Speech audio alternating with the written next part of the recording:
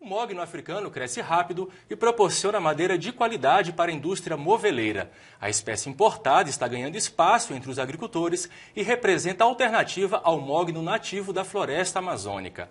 O pesquisador da Embrapa Amazônia Oriental, Urano de Carvalho, é o nosso convidado aqui no estúdio para dar os detalhes sobre essa espécie. Urano, seja muito bem-vindo ao Dia de Campo na TV. Nós que agradecemos aqui essa oportunidade de falar sobre essa espécie que vem despertando muita atenção dos silvicultores, não só da Amazônia, como de grande parte do Brasil. E é justamente sobre isso que eu quero falar contigo, Urano. Por que essa espécie, o mogno africano, tem se tornado uma alternativa à utilização do mogno nativo da Amazônia? Basicamente por ela não ser atacada por uma praga que ataca o mogno brasileiro, que é a Ipsipila grandela. Na verdade, na África, de onde, como o próprio nome indica, o mogno africano é originário, ele tem um problema silvicultural sério lá. Ele não é muito cultivado, só é explorado extrativamente em função de ter uma outra espécie de Ipsipila, no caso, uma outra espécie de Ipsipila que não ocorre aqui no Brasil. Embora que exista o risco de um dia ela ser introduzida, não só no Brasil, como nas Américas, essa espécie ainda não está presente. São quantas espécies de mogno africano? Existem 4 espécies conhecidas como mogno africano. A caia ivorense, que é a mais plantada aqui no Brasil e a que nós recomendamos. A caia senegalense, que é uma espécie também que cresce rápido, mas tem um problema de esgalhar muito. Essa espécie é mais indicada para áreas mais secas. A caia grandifoliola e a caia antoteca. Numa sequência, eu poderia dizer assim, que a melhor, pela pouca experiência que a gente tem com essas outras espécies, nossa experiência é maior com a caia ivorense, mas numa sequência assim, eu diria que a melhor é a caia ivorense, em segundo a caia antoteca, em terceiro a caia grandifoliola e em quarto a caia senegalense. Essas 4 são utilizadas no Brasil? A caia ivorense é a mais plantada. Em segundo lugar, a caia senegalense. Agora, ainda falando sobre a questão da alternativa em relação ao uso do mogno da Amazônia, existe alguma questão também ambiental? Os produtores não gostam de plantar o mogno brasileiro porque atualmente a legislação impede a derrubada do mogno brasileiro. Então eles têm medo de que quando chegar o momento de corte, e isso já ocorreu, não poder derrubar essa espécie que é nativa da Amazônia. Claro, muitos deles conseguem entrar na justiça, mas quando a madeira é liberada, vai liberada com autorização judicial. E os países do exterior ficam muitas vezes com medo de que aquela madeira tenha sido uma madeira abatida de floresta nativa. Então, para evitar esse problema, já está se recorrendo, então, ao mogno africano. E, na verdade, o mogno africano tem outra vantagem em relação ao mogno brasileiro. O crescimento dele é bem melhor. E justamente essa questão das vantagens, por que a Embrapa resolveu investir nas pesquisas em relação ao mogno africano? As pesquisas com mogno africano são recentes, né? Por exemplo, isso despertou 4 aves que foram introduzidas lá, um grupo de africanos que visitou a Embrapa Amazônia Oriental, em 1975, levaram algumas sementes. Dessas sementes foram plantadas 5 aves. Uma posteriormente tombou, devido ter sido um carro bateu nela, e essas 4 aves cresciam um crescimento absurdo que chamava a atenção de todo mundo. Todas as pessoas que passavam lá. Até então ninguém sabia qual era essa espécie. Nós levávamos o material para os botânicos, os mais conceituados botânicos, eles apenas diziam, é da mesma família do mogno brasileiro. A identificação da espécie só foi possível quando ela florou. A flor é uma estrutura que ajuda 90% os botânicos na identificação. Então, eles identificaram como sendo a espécie caia ivorense. Ok. E na matéria você vai conhecer o mogno africano e saber por que ele está entre as espécies preferidas para cultivos na Amazônia.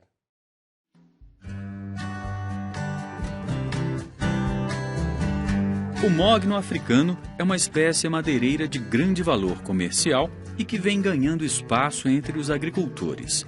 Trata-se de uma alternativa ao mogno nativo da floresta amazônica que teve o corte proibido por causa da exploração predatória. Com o nome de mogno africano, são conhecidas 4 espécies, todas do gênero Caia. Dessas 4, a que melhor se adaptou à região amazônica foi a Caia ivorensis. As primeiras sementes chegaram ao Brasil na década de 1970 e foram plantadas na sede da Embrapa Amazônia Oriental, em Belém do Pará. Hoje, essas árvores possuem mais de 30 anos e representam a alta taxa de crescimento da espécie. O ganho médio anual em diâmetro é de quase 5 centímetros. Da base até o primeiro galho, essas pioneiras alcançam 13 metros de altura. Além do rápido crescimento, o mogno africano produz madeira de alta qualidade para a indústria moveleira. É uma madeira muito semelhante ao mogno brasileiro e apresenta características como a cor, que é altamente atrativa, uma cor avermelhada, muito atrativa para o mercado internacional, e apresenta as características tecnológicas favoráveis. Então é uma espécie que ela tem alta resistência biológica, ou seja, ela não é atacada facilmente por fungo nem por inseto. Ela tem uma densidade que é considerada moderada a alta, então ela pode ser utilizada em móveis, na construção civil, na indústria de compensado, de lâminas, como lâminas decorativas, e tem uma densidade que permite uma gama muito grande de produtos. Outra vantagem do mogno africano é que ele não sofre com a broca das ponteiras, uma praga que ataca o mogno brasileiro e que até hoje torna inviável o cultivo comercial dessa espécie. Urano, antes da gente chamar a matéria, você falou que foram introduzidas no país, e nem se sabia que espécie era essa, né? 4 árvores do mogno africano. Essa pouca diversidade genética, só 4 plantas, isso prejudicou a diversificação, em se falando de qualidade do mogno? Na verdade, se os produtores de todo o Brasil fossem plantar só dessas 4 aves, isso poderia representar um risco. Mas depois que alguns produtores do Pará começaram a plantar essa espécie, eles importaram, e muitos deles, a quase totalidade, importaram legalmente. Então trouxeram mais sementes da Costa do Marfim, trouxeram de Gana, trouxeram de Moçambique. Esse foi um processo recente? Quando foi que aconteceu isso? Há mais de 15 anos, 20 anos. Já tem uma então já se tem sementes produzidas dessas aves. E a propósito, tem uma área lá de um produtor de sementes que a Universidade Federal de Goiás já selecionou, num plantio de 3.000 aves, selecionou 80 aves superiores para estabelecer um campo de produção de sementes. Agora, você contou no início que as pessoas se impressionavam com a rapidez do crescimento do mogno, que era uma coisa fora do padrão. Mas isso é característica da planta mesmo ou foi algo geneticamente modificado? Não, é característica da planta. Esse crescimento rápido, vale ressaltar que inicialmente só em altura, porque a planta chega a 8, 9 metros com 15, 20 centímetros de altura. Mas circunferência... ao atingir 6, 8, 7 anos, é que ela tem uma taxa de crescimento de 5 centímetros, taxa em diâmetro por ano. Então é algo fabuloso. Para a gente ter ideia do que representa 5 centímetros de crescimento em diâmetros, as aves da Amazônia, claro que você não pode comparar uma árvore plantada que está sendo adubada, está sendo cuidada, com uma árvore nativa. Mas as aves da floresta da Amazônia, em média, cresce 0,3 milímetros por ano, né? Quando o crescimento é de 5 milímetros, ou seja, meio centímetro, isso já é considerado um crescimento bom. A castanheira, que quando plantada também tem um crescimento muito bom, ela cresce 1 centímetro em diâmetro por ano. É bem diferente. Agora, em relação a essa questão que você falou da castanheira e da região amazônica em si, como que o mogno africano se deu lá na região amazônica? Ele desenvolveu bem? Muito bem mesmo. E é uma espécie que a gente tem recomendado. Ela pode ser plantada, às vezes, em sistema solteiro, como é uma alternativa muito boa, e muitos produtores estão fazendo isso, plantando ela em sistema agroflorestal. Ela entra como componente arbóreo do sistema. Principalmente, a função dela é dar o sombreamento definitivo para o cacaueiro e para o cupuaçuzeiro. Então, muitos produtores. E tem algumas vantagens fora o crescimento. É uma espécie que solta uma massa de folha muito grande. Então, faz uma cobertura no solo muito boa. Nas regiões mais secas, aquilo evita a evaporação da água. E aquilo vai enriquecer o solo também com nutrientes tirados das camadas mais profundas do solo. Então, são esses aspectos que fez com que os produtores começassem a plantar, mesmo havendo poucas pesquisas com mogno africano aqui no Brasil.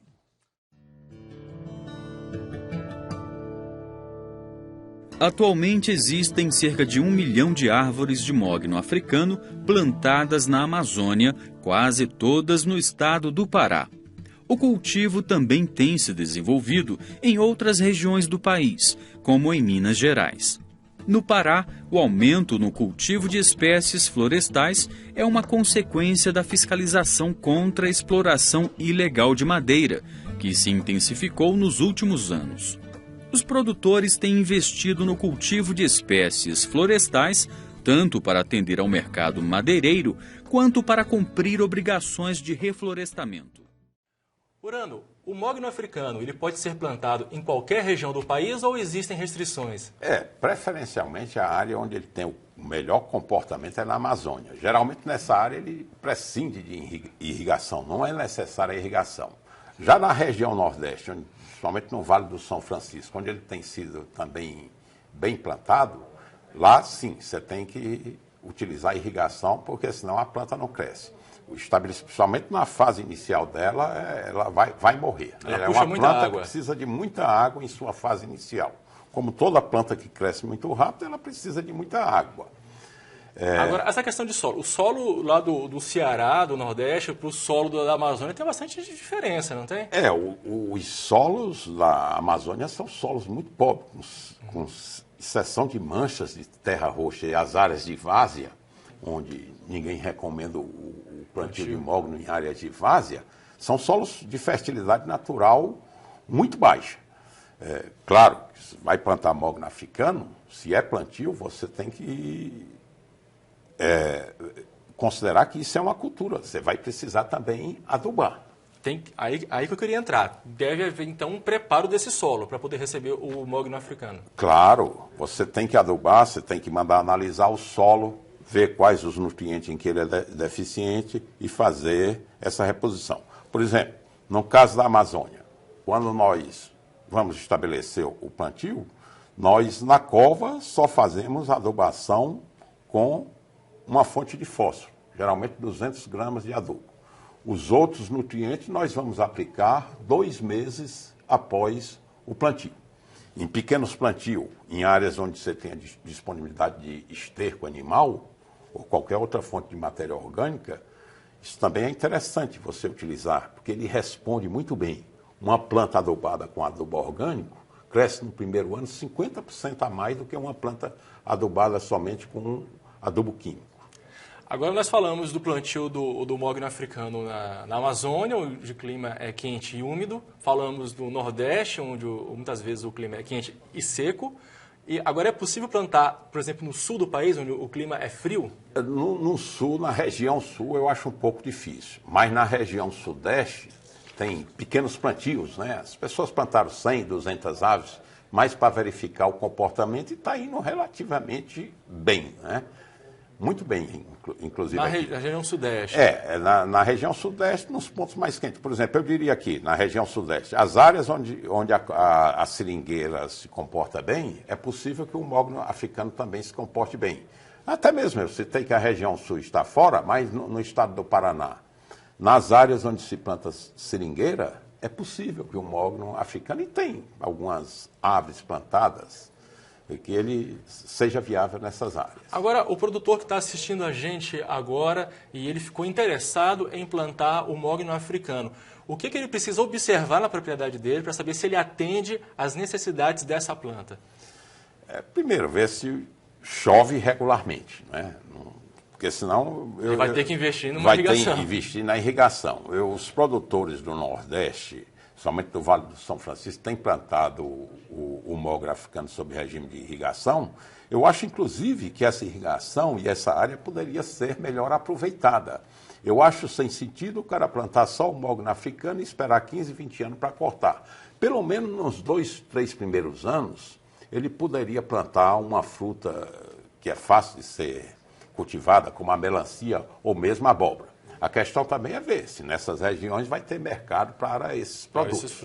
Seguramente, o plantio dessas espécies, se fosse possível 2, 3 safras, daria para amortizar todo o investimento com a irrigação. Você falou de melancia e abóbora, que são plantas rasteiras, né? É por quê? Porque elas não concorrem com o mogno? Na verdade, eu citei essas espécies, que são espécies de ciclo curto, né? Eu não vou plantar lá no meio um coqueiro que também o mogno vai sombrear ele, né?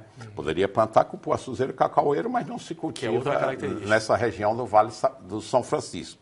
Mas culturas alimentares, poderia plantar o milho, o arroz, a mandioca, no caso dos pequenos produtores, né?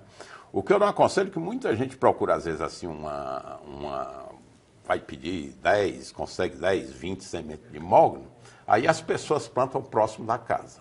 Isso é um risco muito grande, porque é uma árvore muito grande, né? Sempre se desprende galho. Galho que seca pode cair, é um perigo, né? A gente falou agora de irrigação. Agora na região amazônica tem épocas que chove muito. O excesso de chuvas pode prejudicar o mogno africano, no caso? Não, o excesso em si não, mas precisa ver assim, que ele não suporta muito áreas encharcadas, né, que permaneçam inundadas por muito período, por muito tempo, né? Em terra firme não tem problema nenhum. Então aquela região próxima a rios que geralmente alagam não é indicado? Eu diria que não se ela ficar permanentemente. Por exemplo, uma área como na Amazônia, uma área de igapó, ele é inviável, né? Mas às vezes a gente precisa ter muito cuidado e observar algumas coisas. A mangueira é uma planta que não... A mangueira, o jambeiro, que são plantas que normalmente você não indica solos encharcados. Mas você vê, às vezes, mangueira produzindo bem na Amazônia com 3 metros de lâmina d'água acima do solo. Isso aí permanecendo 2, 3 meses, né? Claro que não é uma área preferencial para o mogno africano, mas eu faço essa ressalva porque um dia alguém pode dizer, não, mas eu plantei lá, minha árvore cresceu, né? Claro. Então tem essas situações particulares. O estabelecimento que é difícil, né? Se a árvore consegue assim uma área com um pouquinho de um montinho de terra lá que não dê para inundar no começo, ela vai disparar também. E se falando na hora que for plantar o mogno africano, na hora de cavar as covas, tem que se obedecer a algum determinado espaçamento? Como é que funciona isso? A experiência com espaçamento, com densidade de plantio de mogno é muito pouco, mas a maioria dos plantios que tem sido estabelecido tem sido no espaçamento de 5 por 5 metros. Isso daria 400 plantas por hectare, ou seja, numa área de 100 metros por 100 metros. E ainda dá para fazer isso consorciado, dá, né? Como eu disse, com a melancia, com esses espaços. No primeiro ano, segundo ano é tranquilo. Agora, do terceiro em diante, você já vai ter alguma limitação pela sombra imposta pela Copa dos Mognos Africanos. Ressalte-se quando eu citei aqui que a utilização dele em sistemas agroflorestais, mas aí você muda completamente o espaçamento. Você vai ter que dar um espaçamento mais aberto. Por exemplo, você vai plantar o cacau no meio, junto com o mogno africano, no mínimo o espaçamento entre as linhas deve ser de 10 metros, 15 metros, e dentro da linha de 10 metros. E é interessante que no meio disso você vai ter, como o cacau e o cupuaçu são plantas que precisam de sombra na fase inicial, você vai ter que ter uma outra espécie para o sombreamento provisório. Pode ser o maracujá, a própria mandioca, a bananeira, que é a mais comumente utilizada. Para deixar bem claro, o mogno africano ele é utilizado basicamente na indústria de móveis, para madeira. Exatamente, na indústria de madeira. Ele é uma madeira, a gente chama a atenção também que tem espécies florestais, inclusive algumas nativas da Amazônia, que crescem mais rápido que o mogno africano. Mas são espécies com madeira de densidade muito baixa, né? Que se presta para compensado. O mogno africano não, né? Uma madeira com densidade de 0,65, 0,70 Isso é considerado o quê? Uma boa madeira? Uma boa madeira. Chega a ser uma madeira de lei, como eles dizem? Não chega a isso. Intermediário. As madeiras de lei são geralmente madeiras pesadas, madeiras com densidade que se aproximam de 1. Chamada madeira maciça. Ela é uma madeira, a densidade do mogno africano é uma madeira muito boa para móvel. Você faz uma mesa, a mesa não é pesada. Você faz uma cadeira, qualquer pessoa pode carregar essa cadeira, que são características importantes para uma espécie madeireira ser utilizada na indústria de móveis.